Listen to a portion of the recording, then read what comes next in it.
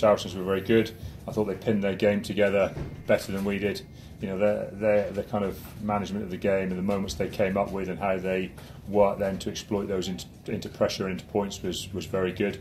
And we didn't handle that well enough on the day. And I think, you know, I can be childish and kind of go about the bits and pieces we didn't do well or I was disappointed with.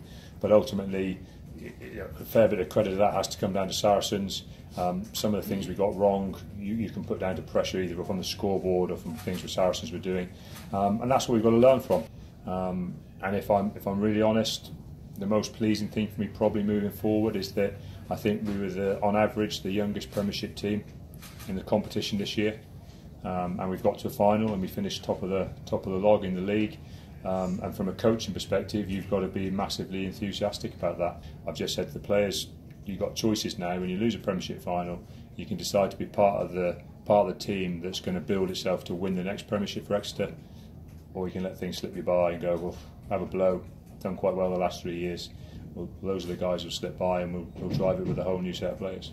We started well, but I think there was key moments where the momentum really swung, and in swinging, you know, they got the points with those swinging moments, and you know, we didn't. So you know, they putting those quick 2 tries in the first half, I think, really took the wind out of our sails, and those are the kind of things that we had to fight back from. And you know, credit to Sarries, when they get the lead, they're pretty good at holding on to it.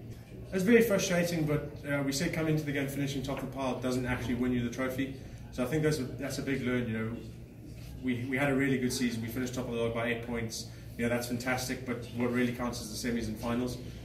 It's frustrating, but we knew that winning top of the log didn't win us the game automatically. So you know, going into next year, I think there's a few learns we can take, finish top of the log again, and hopefully back up the performance in the final. I'm immensely proud of the boys for what they've done this season. You know, there's no taking away from it that finishing top of the log in a regular season is a fantastic achievement. That doesn't just happen. You know, that's a lot of hard work that's gone into that, and that's what we've got to show next season. But ultimately, you know, the big stage, the final, this is what counts if you want that silverware. You've got to be on the ball from minute one. And where are we today? Probably not. We probably kind of didn't get enough of the ball rolling in that first half. And again, like I said, it's come up, cost us at the end. Yeah, you know, we've actually been on both sides of it now. The 2 previous finals. The important thing is that we know of what it takes. It's not just the feeling; it's using that feeling and making sure we know how hard we have to work and how much kind of deeper and darker we have to go to achieve the right things. You know, we showed that last year. We had a lot of hunger going into the game, and that's not saying today we weren't, but we were able to transfer it into the actions. Whereas today, you know, we kind of misfired a few times, and Saracens, you know, they didn't. 107.